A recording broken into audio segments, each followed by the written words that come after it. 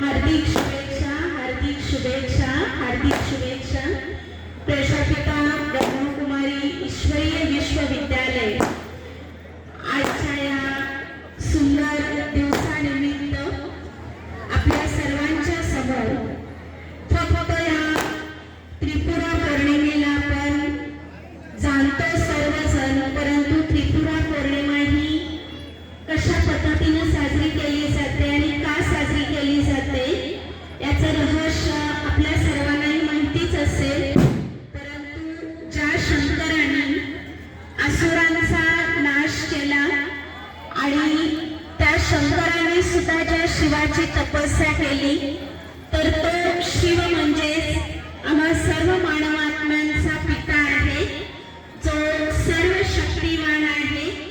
आणि ज्या शिवाकडून ज्या शंकराने शक्ती प्राप्त केली असुरांचा नाश करण्यासाठी,